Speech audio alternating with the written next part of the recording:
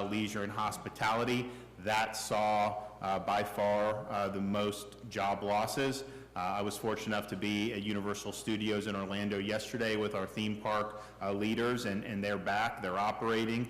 They have folks that are coming, not at the same levels as they did before the pandemic, but we think we'll get there, and we think that's an important part of the state. But also small businesses, individual employees, seeing how many people have been hired back, what we need to do to get more people back. I'm glad that as we sit here today in the state of Florida, the picture with COVID-19 is much more positive than what we were dealing with at the end of June and the beginning of July, and particularly.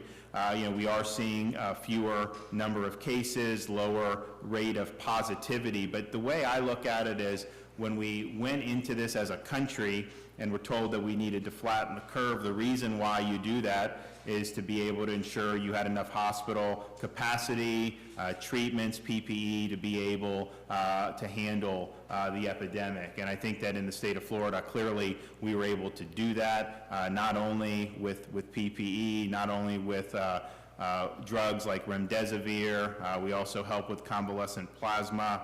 We've done a lot to support with personnel as nursing staffs in particular were overworked. We were able to supplement some key spots around the state, but also having our COVID-only nursing facilities, which was primarily to be able to offer a safe place of isolation for a nursing home or long-term care resident, but also helped with hospital capacity because you had a safe place they could be discharged, given that Florida prohibits discharging a COVID-positive nursing home resident back to a nursing home from a hospital. So if you look at where we're at now, we see really significant declines in the number of COVID-positive patients who are hospitalized, both in the general population as well as in ICU. So we're down over 50% from our July peak in COVID-positive patients who were hospitalized. ICU is down around 45% from the July peak. And if you look at certain parts of the state that had epidemics, Dade County is down 58% COVID-positive hospitalizations since the peak. Broward down 55%. Palm Beach down 61%. Orange, where I was yesterday, is down 64%. Here in the Tampa Bay area, Hillsborough is down 63% for COVID-positive hospitalizations. Pinellas is down 71%. Pasco is down 65%. And Manatee is down 79%. So those are good trends, and I think that those are trends that are durable, at least for the near future, given that we've seen a big decline in the number of people going to emergency departments for COVID-like illnesses. That had peaked July 7th in the state of Florida. It's steadily gone down ever since, and we're now at levels where we were at the beginning of June when we had relatively low prevalence in the state. And so, so those are good trends. We obviously want those to continue. Those trends occurred even as the state continued to function. Not only do we have businesses operating, we have all the theme parks were operating, we have hotels, we did have people visit, not as much as we would have had under normal circumstances, but I think that the approach of, one, protecting the vulnerable, which we've done, two, supporting our hospitals, making sure they have what they need, but then three, keeping society functioning is an approach that served us well, and we're going to continue to do that. And here, I think, is an example of folks who have been able to adapt to the circumstances that we see, whether it's in the restaurant industry, whether it's supplies, whether it's all these things, and then really, I think, provides us a good way forward. Now, there have been some things specifically for businesses that have recently come out. When we started the epidemic, CDC and the state, based on their guidance, was recommending that, for example, if you had a restaurant and you had an employee who had COVID, that they needed negative tests to be able to return to the workforce. CDC has since changed that guidance and said follow symptoms-based approach. So if they've cleared symptoms for a certain number of days, then they're going to be eligible to come back. And I think the reason is what we found with these PCR tests is you can test positive for weeks and weeks long after you've been infected. It can pick up dead virus particles, and so doing a symptoms-based approach is a more targeted approach. It makes more sense. That allows folks, because we've had some people isolate for 14 days and they test positive on day 14, positive on day 18, positive on day 25, even though they are no longer infectious and don't represent any type of risk for anybody in the workforce. I think part of what we've seen with more remote working is something that is going to be with us in some form or another in terms of how businesses operate. We're going to discuss that here today. Also, the status of the businesses that had to let employees go. Where are they now? How many have they hired back? What else do we need to do to get more people back to work? And then just the general business climate here in the Tampa Bay region. I think that if we were here at the end of February, we would be all very happy about the economic engine of the Tampa Bay area, and I think that there was a lot of great stuff on the horizon. I still think there is, but this obviously has been a challenge for everyone, but I think that the region has responded very well, and I think is primed to help lead Florida's comeback. So we'll send it around, let everyone say a few things. So Raul, as a host, you want to make some comments? Thank you, Mr. Governor. It's great to be here. Our port has continued to work. Our families have been safe. We are continuing to move cargo for our community, from fuel, aggregates, to building and construction industry. Yes, we lost the crews like other ports, and we missed that, but we have been resilient. We have had to be better, and our team has come closer with our partners because we're not there, we're not face to face. We are following your guidance, we have in place plans where we continue to work. We have 50% of our employees coming in on off days, and we're doing everything. And you're right, the outlook is very favorable. We had as a port our best year ever in 2019. We were looking forward to 2020. And now we are looking forward to 2021 with our partners, with all of us, and with your guidance. And this governor and his support for our port has been tremendous, and we're looking forward to the future. Thank you. Great to be here. Bob? Thank you for being here, Governor. We appreciate your interest in everything you're doing for the state and for Tampa Bay. At the Tampa Bay Chamber, we have focused on how we address each member and what their needs are. We have been spending all of our time since the working from home policies have started, reaching out to every member. We have 1,400 members. Our retention rate is higher than it was this time last year because we shifted to being virtual chamber and meeting their needs, whether it's connecting business to business or making sure they know what resources are available from you in your office. We've connected many of your resources on our site, so it's easy for members to find it, and just making sure we're addressing those needs as they're looking for what they need to do, whether it's shifting from what they were doing before COVID-19 to what they need to be adjusting to now, and just how they can continue to function. We believe that the #1 social program ever invented was a job, and our focus is how do we make sure that jobs are out there, jobs are being provided, and we can get people back to work as quickly as we can. And we're mirroring a lot of the practices you're doing as we implement them at the local level. Our members are telling us that they're looking for ways they can start to hybrid get back to work. We're starting to look at our events the same way. How do we have a small group present, but do a lot of it online, and just keep stepping out safely, but making sure we're being aggressive and moving forward to strengthen the economy. Same way we did with the recession is what do we need to do to get through this issue, and just keep pressing and looking for the solutions that can get there.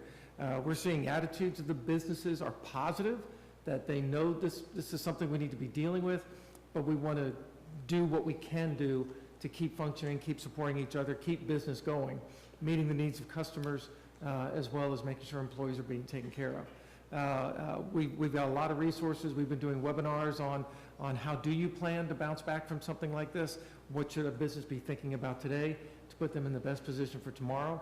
It's something that we're getting feedback from our members that this is what the information they need, and the resources easily to get to help them through all the programs coming through the state have been very helpful. So thank you for what you're doing. Great. Ben, can you talk about your company and then how you kind of got into the PPE as that became something that was that was in demand when the pandemic really hit hard in the United States? Yeah, absolutely. So Ben Walker with Buyers Point. So we've been in business about 10 years now. We are actually an AV supplier by core business. And when this all happened in January, we saw quite a bit of shortage in PPE. So we have a lot of international networks already in place. And so we quickly pivoted to PPE to basically meet that demand. Because of that, we were able to quickly get in PPE into the country and support the state, support quite a few of the school districts, hospice centers, and then also our community. And so that's basically what we did to answer the call. Our goal right now is through our website, our subsidiary website, tampabaymask.com, is to ensure that our community stays safe. We understand, like the governor said, that we have to keep pushing forward. And so how do we balance that? How do we balance, make sure the economy keeps going forward, but also keeping our workplaces safe? And we do that by providing supplies that our community needs at a very reasonable price without taking advantage of people. Great. Zach, talk about kind of how your businesses were going, like January, February, beginning of March, and then when the crisis really hit, and then what you've done since then, with the reopening, and then any other challenges going forward. Sure, yeah, we were slated to have our best year ever in 2020. We had 4 locations at the beginning of the year. Now we have 3. Should tell you a little bit about how the beginning of the year went for us. So in March, the peak of our season is about March 15th, and we closed down on March 16th. Immediately we laid off all 125 employees we have, obviously through the countrywide and state shutdowns. When we reopened, we were able to secure some PPP financing, so we were able to bring back, almost 100% of our staff. And now we're seeing that, business is really following the infection rate and what's happening on the daily basis. And over the last few weeks, as we've come back down, we've seen business start to increase again. We've definitely had to reinvent our business model. Obviously, our locations, we have a high-end craft cocktail bar. It was actually just voted the best bar in Tampa Bay, which is neat. But that's been the biggest challenge for us. We have a kitchen there, but I do know that, brewery owners and bar owners all over the Bay are excited to be able to get back open and start serving the public again. But yeah, we've really taken a step above for all the PPP and the staff, and getting, our cooks used to wearing masks in a 110-degree kitchen. It's been a big struggle as far as, educating our customers that we're doing the right things and making sure they know we're a safe place to eat. And not only that, but just the town that we're in, which is Dunedin, is a safe, we're a big walking town. So we're starting to see that come back a little bit, which is nice for sure. Great. All right, Sean, can you talk about what you guys have been doing? Sure, yeah. Our firm is a marketing consulting and research firm. There's a large network of clients in different industries. A big part of their business is to network and communicate with other companies within trade shows.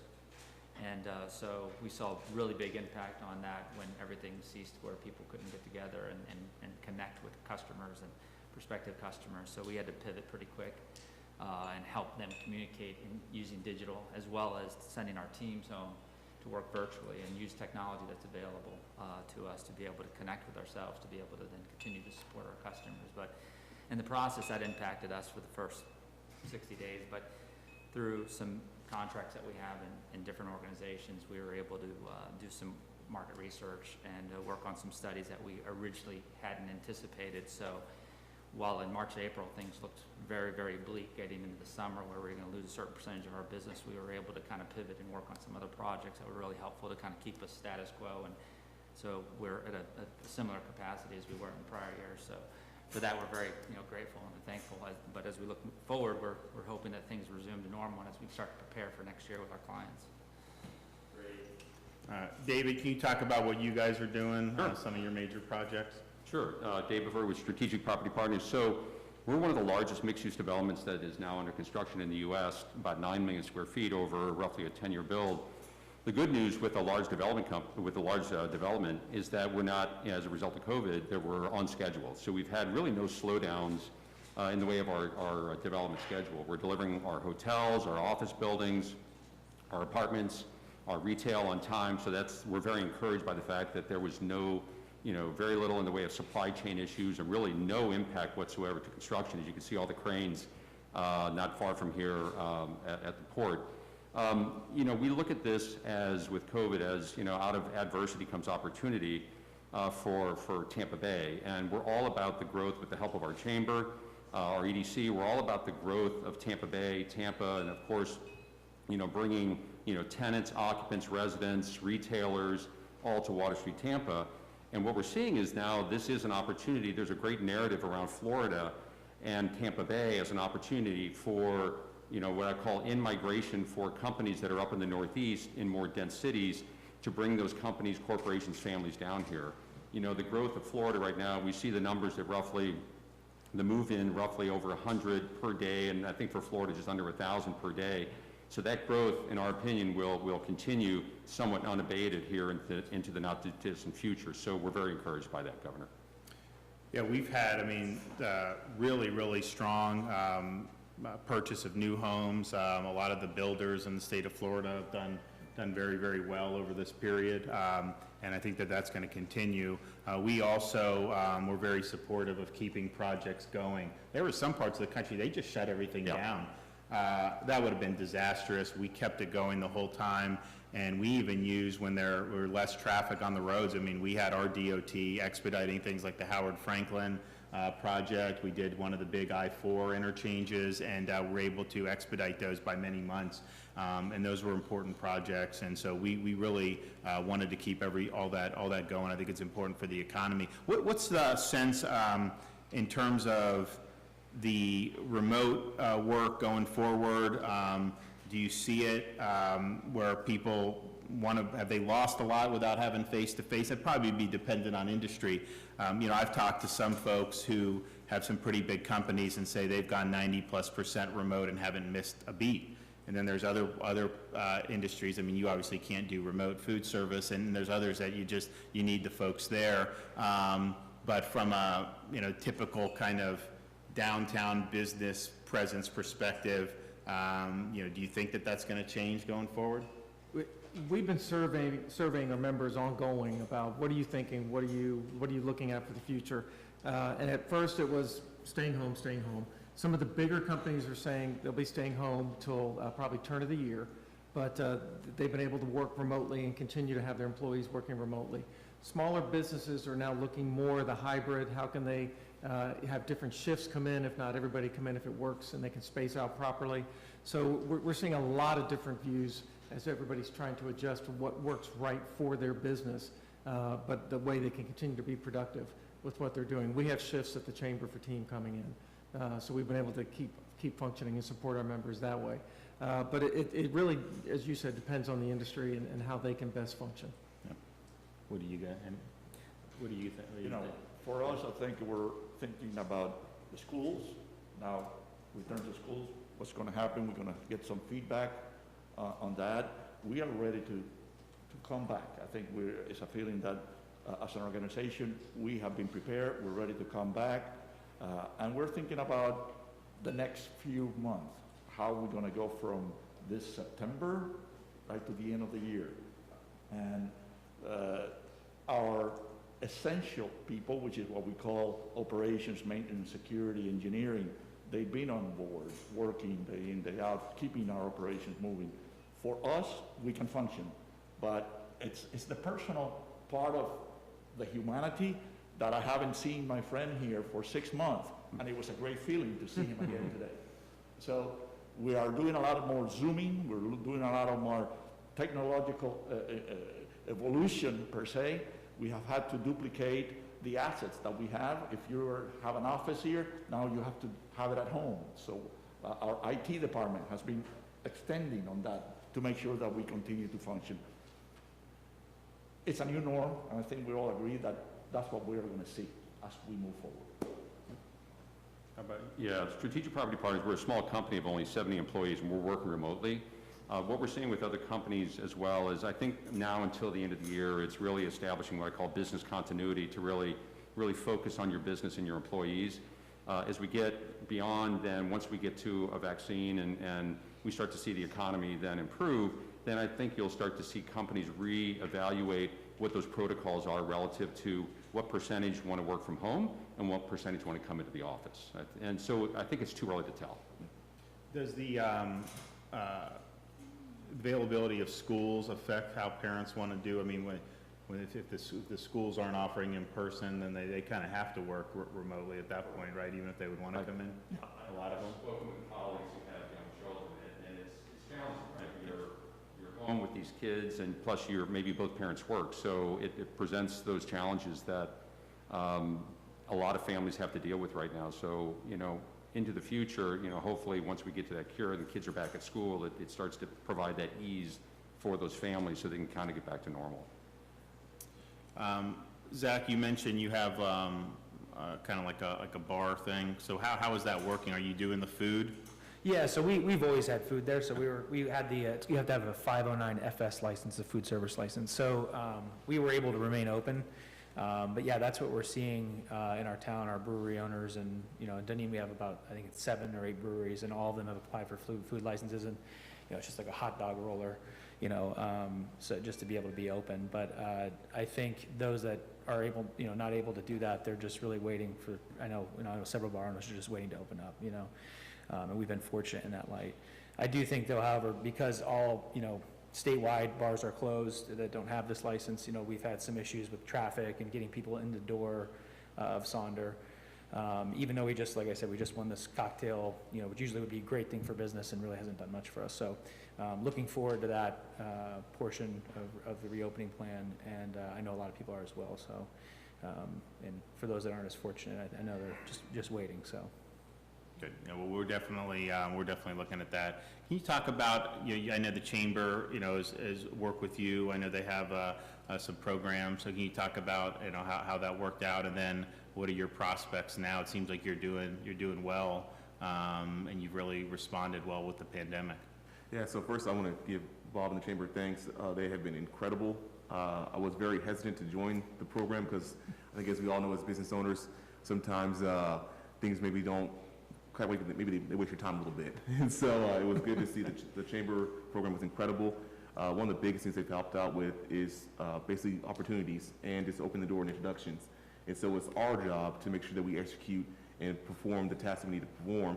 But they've been great at saying, okay, who's the person you want to get in front of? We'll make sure you get in front of that person.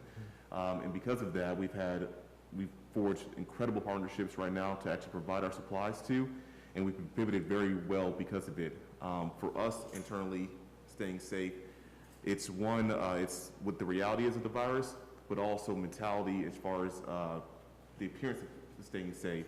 And so what we've done is everyone that comes to the door, temperature checks, hand sanitization, put masks on, and as soon as you walk through the door, and that gets that basically the mentality of you're also staying safe, and that helps our employees feel safe in the workplace. And then we also do the social distancing. We've been fortunate that we're an essential business, so we never closed down, but we have gotten very busy. So I was telling you earlier, when we came into this, we were at 3 employees. We were very nervous. Quite frankly, we thought that we might have to actually close the doors. We're impacted so badly by the virus. So since we're 100% online, our business exploded since then, and we're actually now at 9 employees. And we made sure that we were very strategic in those hires. We made sure we hired people that were laid off, maybe some college kids that needed some money to go before they went back to school. And so we were just trying to make sure that we can do everything we can to support our local community. Great. Zach, the restaurants have been operating under reduced capacity. Yeah. So how is that affected? I mean, I think the theory is that, there's more space and then kind of less transmission, but I know that the industry is not an easy industry to succeed in no matter what, and obviously, you're not going to be packed every single hour of every single day if you didn't have that restriction, but obviously probably makes it a little bit more challenging. So how have you handled it, and then would it be better to, instead of having an arbitrary 50, maybe do something that would be a little more flexible where you would still keep the guests safe? So I think for us, obviously our largest location, which is called the Living Room, it's in downtown Dunedin, we just rented a pod and moved half of the furniture out of the restaurant, basically. So, on weekdays, and it's not like business has been booming, so during weekdays and so on and so forth, we don't really have an issue. On weekends, however, we do get busy Friday, Saturday night, and there's that huge capacity issue where, essentially doing half of what we would be doing. So in order to kind of deal with that there, we're really trying to optimize other times during the day for our guests, offering, some type of special or whatever, keep people in the door when we're not as busy. At our fine dining location, it's just a little 40-seat fine dining restaurant called the Black Pearl. It's fairly well known in the area. And we've just really had to get careful with reservations. It's 100% reservation based, so we've been able to kind of control the influx of customers as, over the course of the evening, over the week. And actually, that's one of our locations. We're actually up over last year this past month, so that was interesting. But that reservation piece has really helped us there. I definitely think, if we're able to expand safely and make sure that we're, the customers are just as safe as they are now, and be able to get some more occupancy, it definitely would help, I think, everyone in the industry for sure. So, I don't see the difference of, walk around Walmart or eating at, I think it's the same thing. So, if we're able to do it safely for our customers, I think definitely, there'd be thousands of mom and pop restaurateurs around the state that'd be grateful for that for sure. Yep. Cruise ships, what's the prognosis on that? We're all waiting for confirmation from them. I think the industry is waiting. They are monitoring what's happening in Europe. They started sailing 2 weeks ago in Norway. They have started last week in Italy. And it's going to be a learning experience from there. We have read and we continue in close communications with Carnival, Royal Caribbean, NCL, the big three. And it's the focus perhaps, what they want to see, it's a drive-to market approach with maybe 50-60% capacity, and we are a good port for that. We're hoping that it starts in the winter, maybe the spring, but there is no definite dates at this time, so we're all waiting and hoping. And what's the, under normal times, like what level of traffic would be coming out of Tampa? Tampa, we are the 4th largest cruise port. In 2019, we did 1.1 million cruise passengers. We had projected 1.5 million for 2020. So we're not like Miami, Everglades, or Canaveral. They are in the 3 million each, but it's a decent approach. Cruise for us is an important part. It's about 22% of our business. So we're hoping for a return, and the sooner the better. Great. Sean, what are you just looking forward? I know you got a lot of different clients. Yep. What do you think is important, as we go forward, to build, some more economic momentum? Yeah, most clients right now that we're talking to are kind of planning for first quarter of 2021, right? So what's going to happen over the next few months, and how is that going to impact their business, and what changes are they going to make in the new year? It varies, the gamut from HR operations and sales and marketing, things that they have to get done. And the big thing is hopeful that things open up and they get back to normal.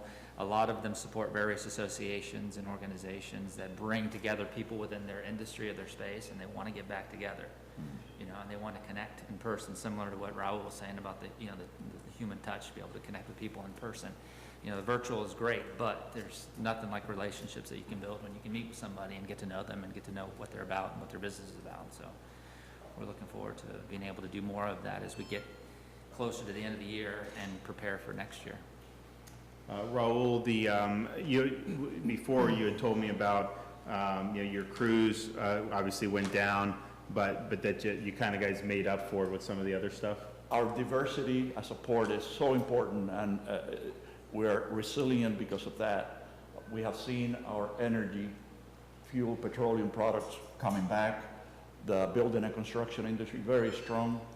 We are even importing new products, lumber, steel products into, and this is because of Florida's growth, our region's growth.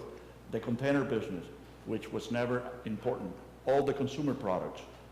In 19, we added, for the first time, 3 direct Trans-Pacific services. It has grown exponentially because we're serving now with a new, better supply chain, the Central Florida market. So the 22% that we are missing on the cruise is being made up by the cargo growth across the board. We have more leases, new tenants coming in and signing with us. We are working on several projects, major projects for manufacturing and exports out of Florida.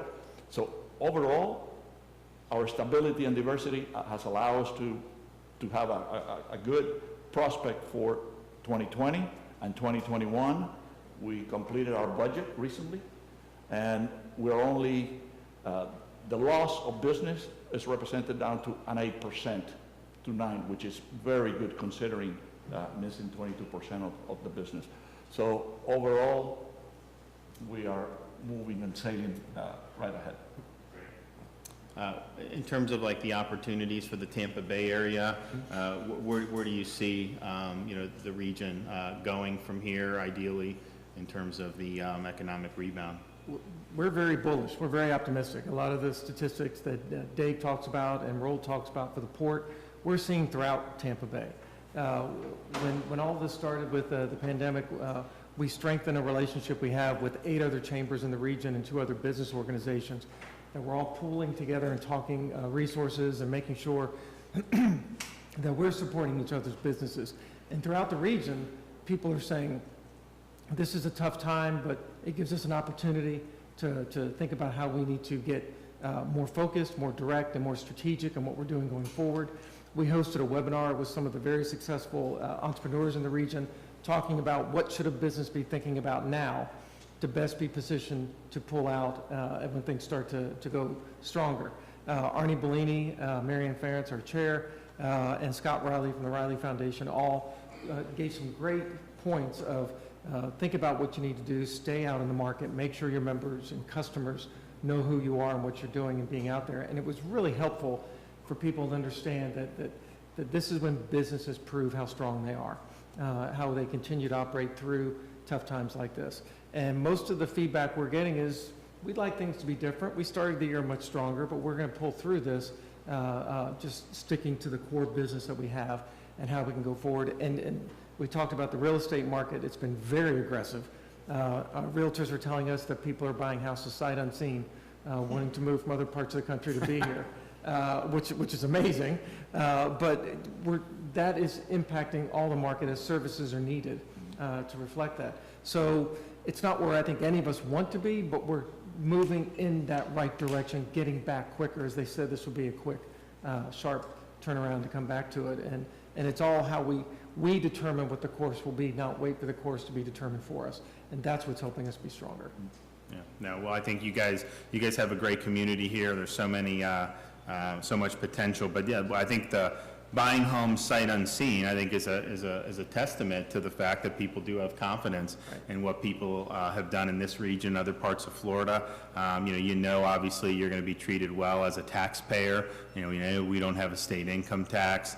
They know that, even with this, we're going to be able to handle our state finances. And they also know, quite frankly, we support law enforcement. We're going to have law and order. We're not going to see some of the scenes that you see around there. That would not be acceptable in the state of Florida. And so, all those things, I think people, they want a healthy environment, a safe environment, and they want to be treated well as a taxpayer. So I think we offer that here in the state of Florida. I also am...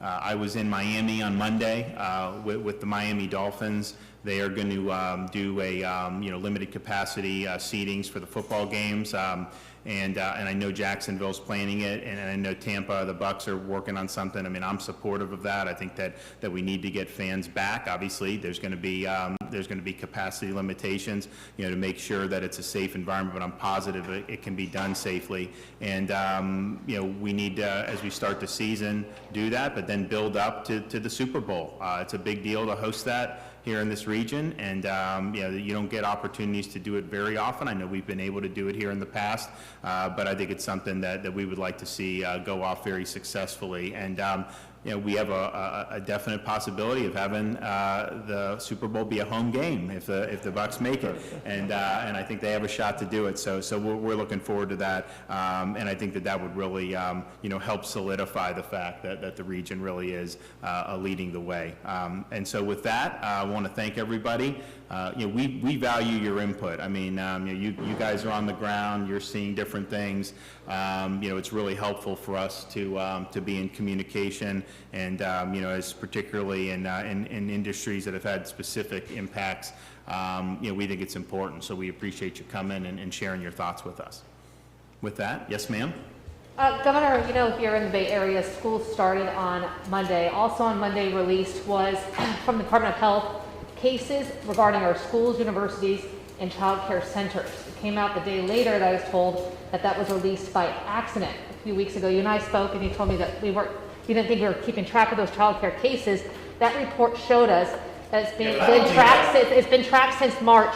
Why weren't those numbers released? That's true, because Why weren't those numbers I released? asked about it. I had never seen it before, and this was something that the Surgeon General had asked them to compile. It was not, necessarily accurate, and it was not supposed to do that, so they're going through it. It was also misrepresented what it had. It was acting like this was something that was triggered by the school year, which was totally not true. Even if you take some of those cases at face value, those would have been infections that would have happened, long before that. But, and I'd also just let people, just understand what's going on. And we haven't seen it in Florida yet, but with these universities, students are going back, they're testing students, and you'll see these headlines saying, 2,000 students at the University of Alabama test positive, and they test like 60-some thousand people. Actually, I think it was even less that tested positive. So the rate is lower than the general public in the United States, but it's being portrayed as like there's a massive outbreak at like the University of Alabama. So what I would just say is, just take everything with context and perspective on this.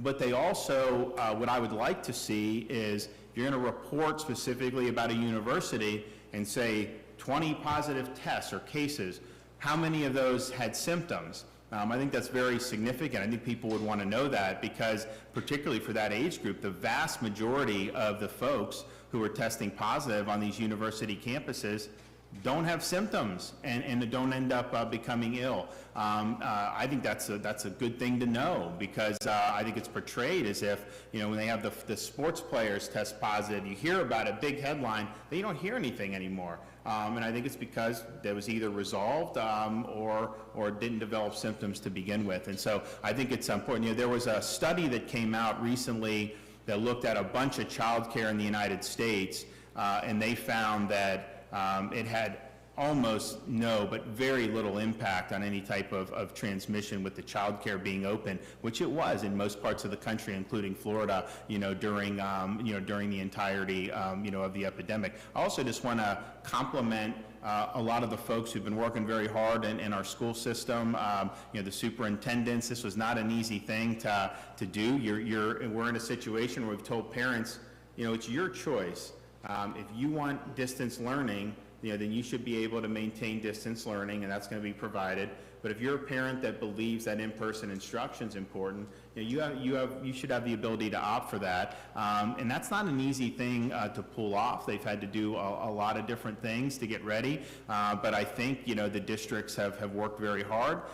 Every superintendent I've talked to said that going back the first day was one of the best days they can remember in their career, because people, look, when you're out and you haven't seen your friends and stuff, to be able to get back, a lot of students were happy, and I know a lot of parents have been happy, to have that choice to be able to send the kids back to school. And there's some talk about, there was a judge that ruled this and all this, but here's what I was telling the commissioner when he was telling me about the ruling. I said, if the appeals court rules against the state, I don't know, in 3 weeks, those districts, the parents are going to still want to have that option. So functionally, it's not really going to change. I think we'll win the appeal, obviously, otherwise we wouldn't be doing it. But I think that, I think a lot of parents have been very, very happy to have that meaningful choice, and that's what we've worked hard to deliver. Jeff Patterson, WFLA-TV, because there have been 9,000 new cases reported of school-age children, and 175 hospitals. Over what period? So since school came back, since August 25th. See, here's where you guys gotta get this right. If I have a case reported, say, Baker County opened on August 10th, right? So if you get a case reported August 11th, that infection did not occur during the school year. That was an infection likely 7 to 10 days. It depends on the reporting. Some of the reporting's gotten a little bit better, but I don't think it's accurate to say that those all occurred, the infections occurred during that period. I think if you look, most of them were at the end of July and the beginning of August. So what the point is to try to say that the schools drove it, I don't think that's borne out by the facts. So I guess my question is, though, and I know you said on multiple occasions You want to see a surgical approach taken in schools when positive cases are reported. But is there an infection level or is there a hospitalization level that you would then consider closing schools back down? Well, one, it wouldn't be our decision. We're not gonna, we don't close schools. I mean, I think the issue is, so for example, if you have a student that has symptoms, obviously the student should stay home. It's easier to stay home now because you do have the access to the virtual. I mean, the reason why kids would go to school sick in the past was just because I think a lot of them were worried about if they missed school, they'd fall behind. And so it's like, okay, I can fight through this. Well, now you don't have to worry about it. You have the ability to do it. But if you have somebody else who passed by him in the hallway, I would say symptoms-based approach, monitor that person, but if they don't develop symptoms, you don't need to quarantine them, and so you can do it. So that's kind of the surgical approach, and I think that's probably proven to be the best approach. Europe has been doing this now since June. They've had their schools in, not just Switzerland, Iceland, Sweden, Britain, all these places, and that's how they've held. The European CDC's guidance is basically what I just said, and I think that's been the approach. You had some school districts in other parts of the country where they said, okay, this kid has tested positive, and they were in the hallway at the same time as all these kids, so we're going to quarantine all these healthy kids who really, there's not a real basis to think that they were exposed. So that would just be when I say surgical, quarantining a healthy person is a problem. Now, if the person is infected, then, you deal with that and you isolate. But just understand, when you do that, that does have cost for it. So I think the European model recognizes that, and that seems to have been something that has been very successful. Yes, ma'am. Governor, on August 20th, the president said that he wants to use law enforcement as poll watchers on Election Day. One, do you support this? And two, are you concerned that some voters here in Florida would be intimidated? So we have the ability to have folks, personnel, not law enforcement. I mean, we have state employees that were offered for the primary. Some of them did, and we have others that will be able to go in the general election, but those will be civilians. And in terms of law enforcement, I mean, I think their role is, obviously we have laws on the books about how elections should be run, and so if someone's running afoul of those, then obviously you could be somebody that would be held accountable. But in terms of the watching, I think that's done typically by either volunteers or by personnel, that are provided. So you don't support it? Well, we don't have any plans to be using them as poll watchers. All right, well, thanks so much. We'd look to come back soon.